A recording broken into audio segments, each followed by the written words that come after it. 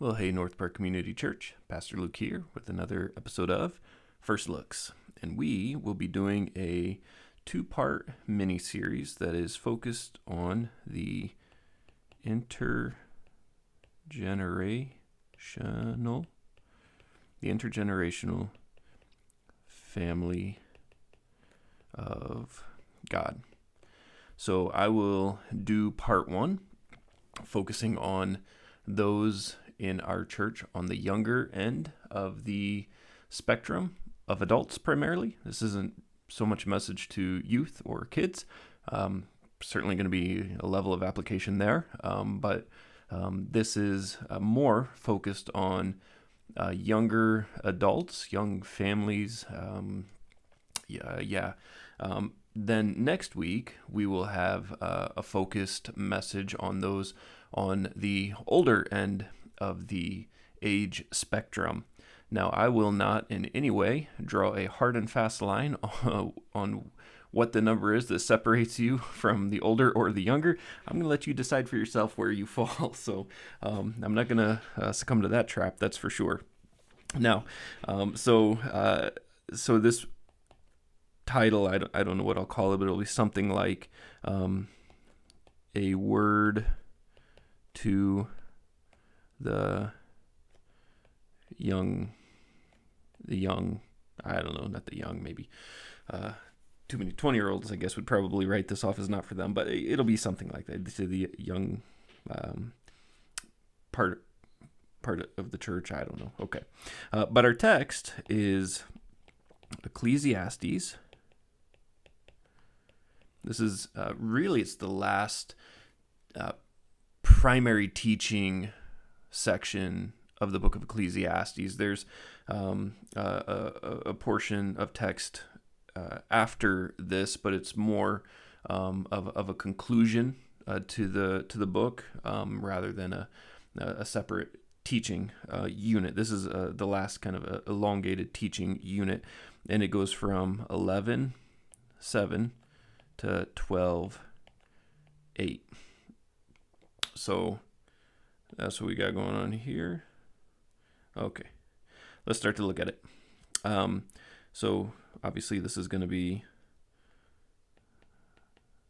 11:7 right here, and this is not a drastic break from verse 6, but it is a pretty clear pivot point to where the emphasis of argumentation is shifting, and as we'll see, there just becomes a very clear dominant focal point on aging. So there's a word to the older and who have many years, and there's words to the young man or those who are younger. And so we can see that as just a thread that runs throughout everything that we'll see. So the first kind of statement here is a nice one.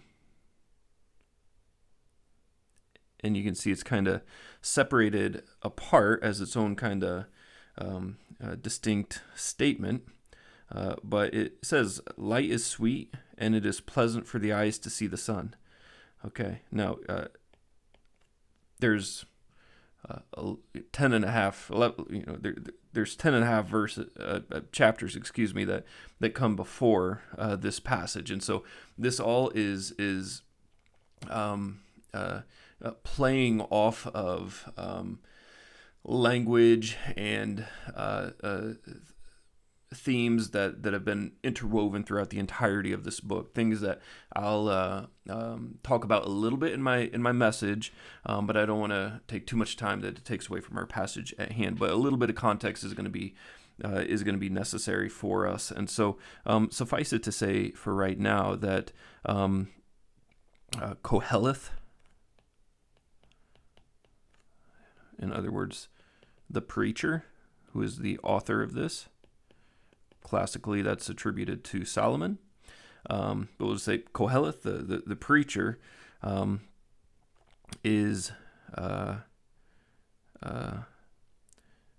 he identifies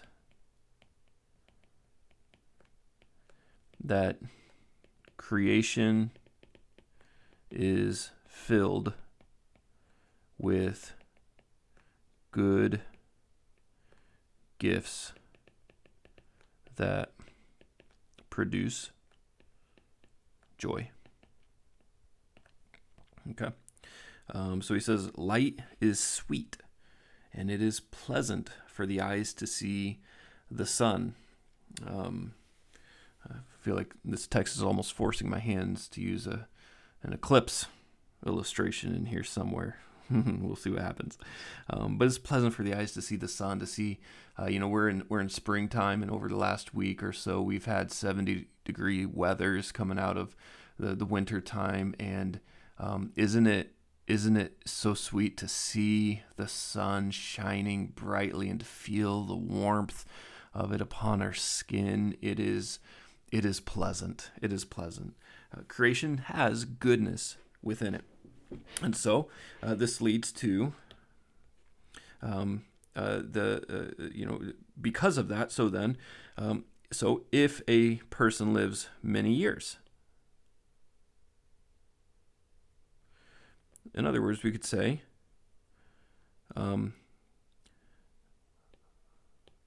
for the aged, if you've seen many years, then rejoice. Yeah, rejoice in them all. Rejoice in those days. So we have a command for the old to rejoice in a lifetime of experiencing goodness. And that's really important. That's really important because of this next part right here afterwards, which says, but, this is important, but let him remember that the days of darkness will be many. Okay, so look at this. We got many years. And so rejoice in those. But also remember, days of darkness will be many. Okay. And so we have another command.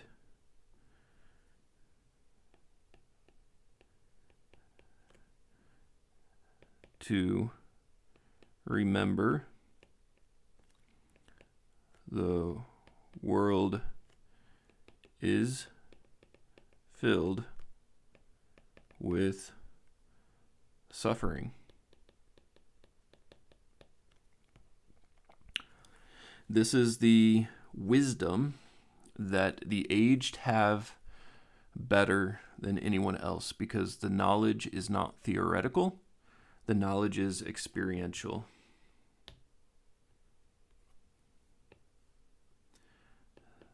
The wisdom of the aged is not theoretical. It's experiential. And that's what makes it so powerful. There is something motivating, something compelling. There's additional force to when knowledge moves from the intellectual space to the experiential space in which you have encountered it. For this older person with many years, it is powerful for them to rejoice over the many sweetnesses and goodnesses and gifting that God has brought into their lives over the years. That is powerful because they have tasted and seen, experienced the goodness of God.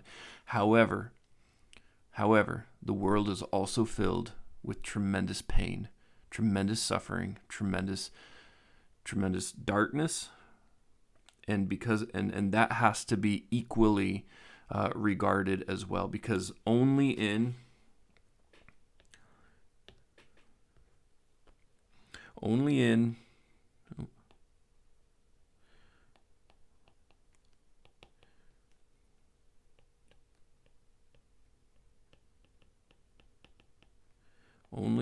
recognizing both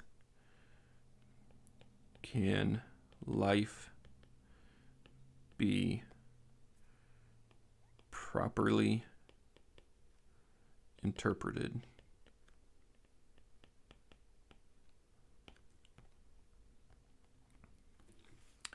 All that comes is vanity.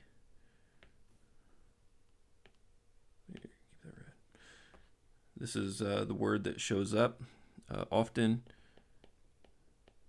Hevel, and it is vanity is what it's translated as, but maybe a better would be a vapor, a smoke. It's something that is right in front of you and then it disappears. It's fleeting. That's the connotation of the word. All of life, it's like the grass that is there and then withers and is blown away. That's what life is like.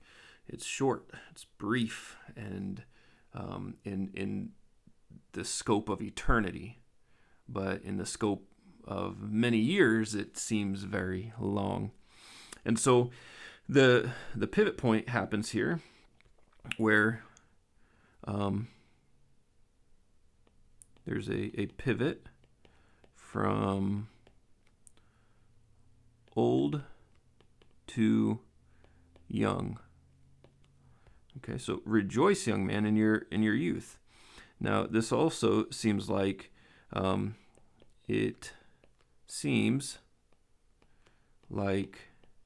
the old are set forth as an example to give wisdom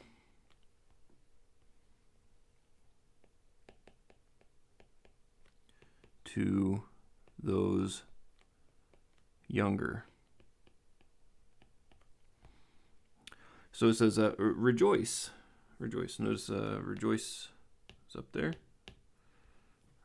Rejoice. No, rejoice. Okay. Rejoice, young man. And so this Hebrew word is an adult that is younger. Okay, so we're not talking like my 10-year-old son. That's not what we're talking about. Rejoice in your youth. Let your heart cheer you in the days of your youth. Okay, youth. Walk in the ways of your heart and the sight of your eyes. Okay, now this seems backwards.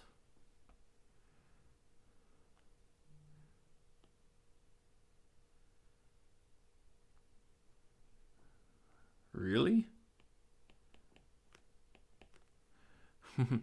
Seems dangerous. But, here we go. Now we qualify. But know that for all these things, God will bring you into judgment. So, in other words,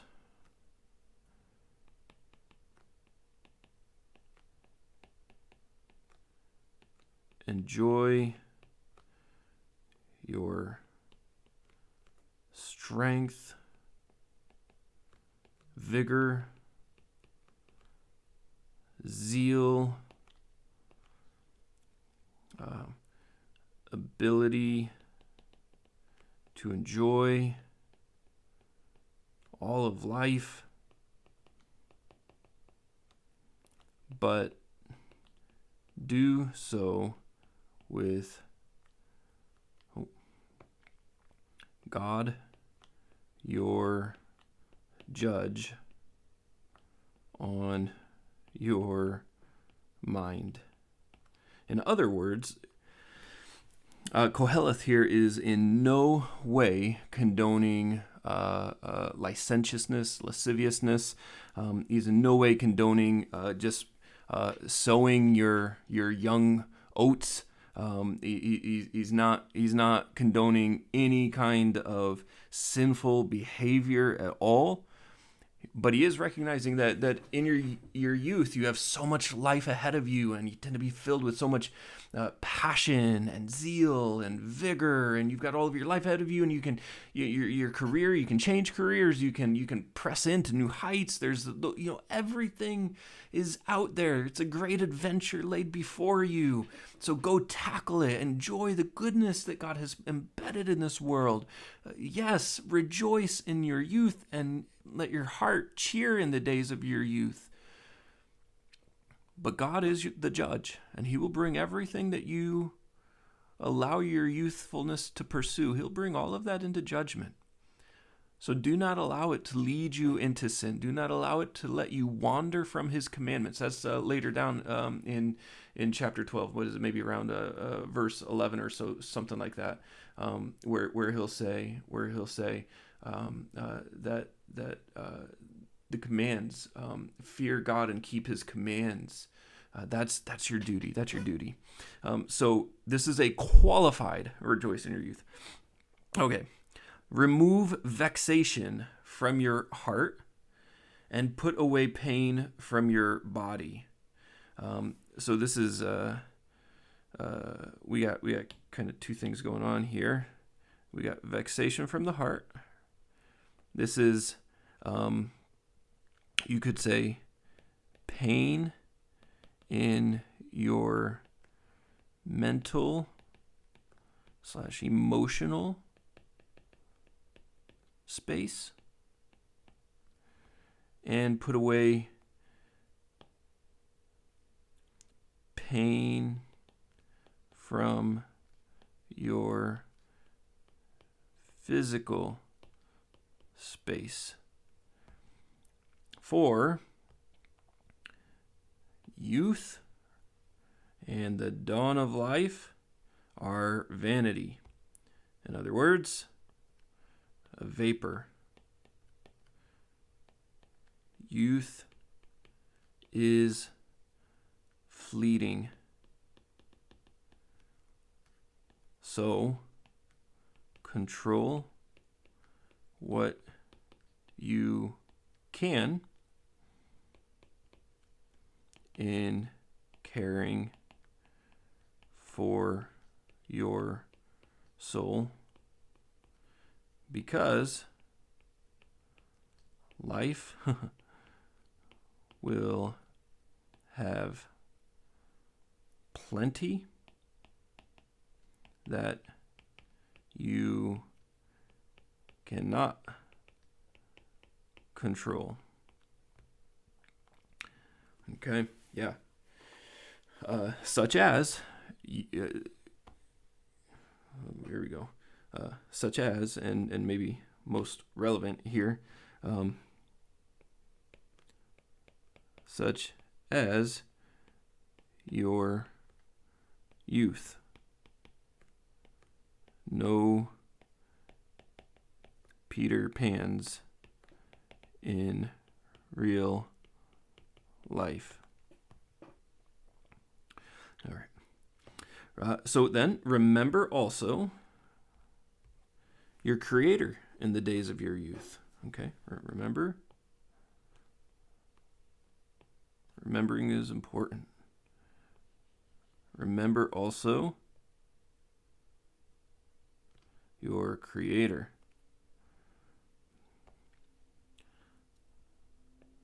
The one who made you,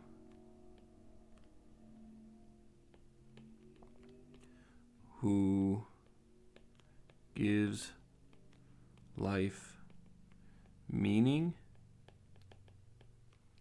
and purpose.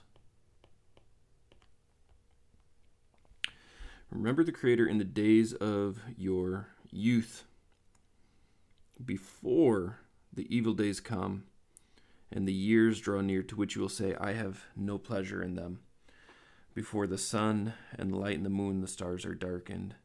So,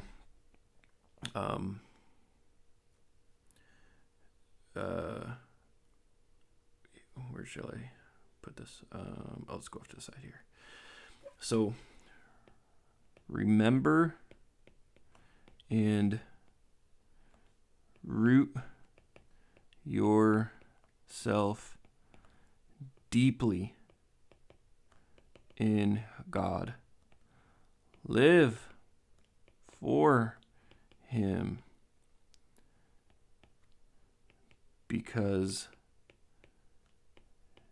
difficulty will come, and it will be harder to remember Him then, if you haven't firmly rooted yourself in that.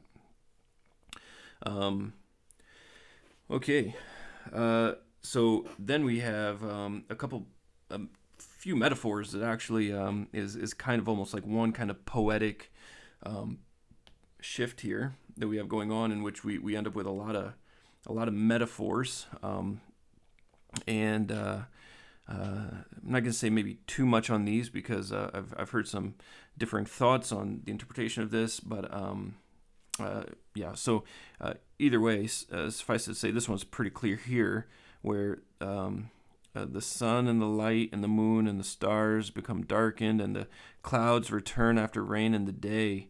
So this is essentially saying days will come when it seems like one storm follows another. And this is in the context of what it means to get older. Look at it when your youth isn't going to be around forever. There will be a day when you hit the many years mark. The metaphors that follow here, some consider it to be a metaphorical way of depicting the aged body, where it says that the keepers of the house tremble, the strong men are bent. The grinders cease because they are few, maybe a reference to teeth there. And those who look through the windows are dimmed. Windows are often associated with eyes, and so we would see fallen vision there. And the doors of the street are shut when the sound of the grinding is low. So maybe something about hearing loss there. One rises up at the sound of a bird. So you hear something stirs you in the middle of the night, and you rise up because you can't fall back asleep. I've heard that from many of our older saints in the church, how just if you wake up, it's just terrible to try to fall back asleep again after that. It says the daughters of the song are brought low. They're afraid also of what is high. You don't want to go climb up on a ladder when you get older. It can become dangerous. Sometimes you lose your balance or steadiness, or you just recognize that if you fall, the consequences are far more dire than when you were 18 and you just popped back up. The almond trees blossom. Almond trees have a white flowering on top of them when they bloom in the spring, and so maybe a reference to white hair there. The grasshopper. What do grasshoppers do? They spring and they bounce. They jump so high, incredibly high. This grasshopper that jumps now drags itself along. So it lost a little spring in the step. Maybe desire fails because man is going to his eternal home. So. Here, let me just add this in.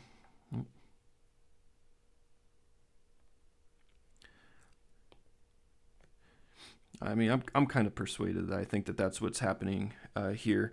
Just the context is so clear about the process of aging that I think the only way to be contextually faithful here is to understand this as a metaphorical depiction of aging. So I'm going to say just a metaphorical depiction of the process of aging. And then look at it. Because man is going to his eternal home, every man dies. And the mourners go about the streets. Okay, so the silver cord is snapped, or the golden bowl is broken. The pitcher is shattered. The fountain or the wheel is broken at the cistern, and the dust returns to the earth.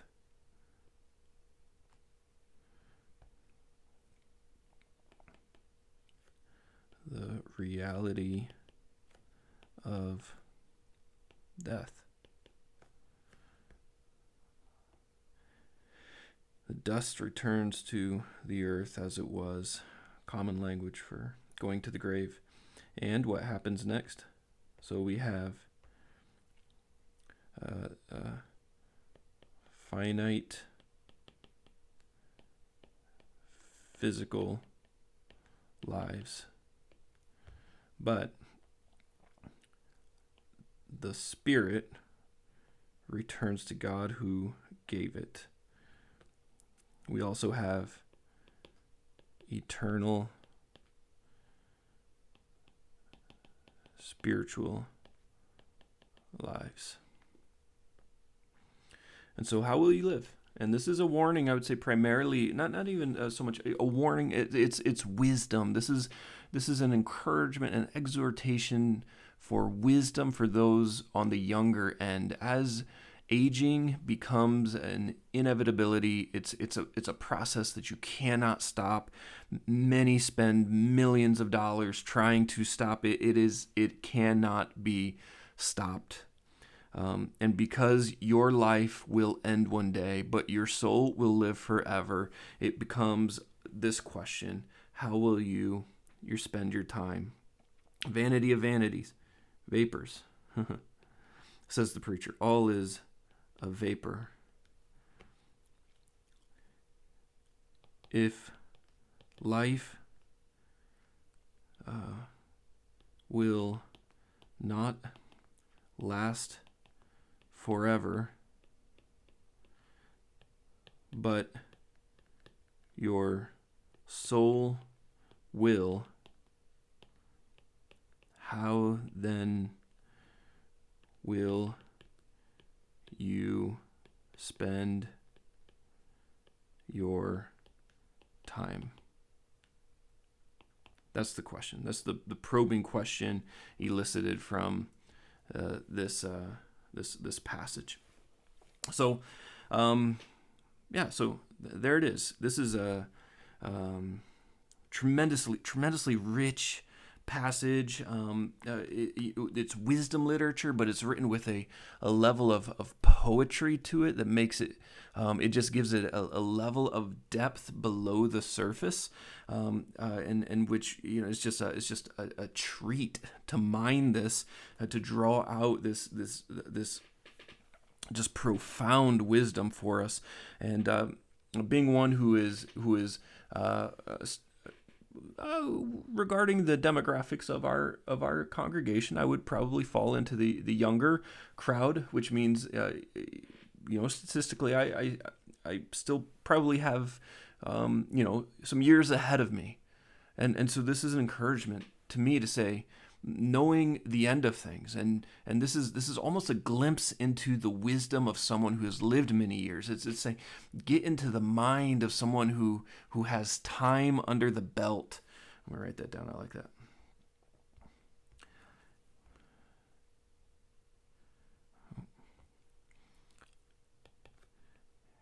I don't know why I put quotation marks around that. Okay, here we go. Oh geez, there we go. Get into, okay, let's start fresh. This passage, oh my, I'm a mess. Thanks for bearing with me. You guys are gracious to me. This passage grants access to the younger mind into the wisdom of the aged.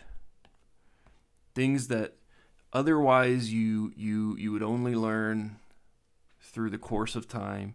Koheleth gives you the wisdom now so that you can live your life differently, so that you can live your life more impactfully, so that you can see the end in order to reorganize your present. It's a way so that when you are years under your belt, you have less regrets because you've received the wisdom of the world that we live in and how to live in it well.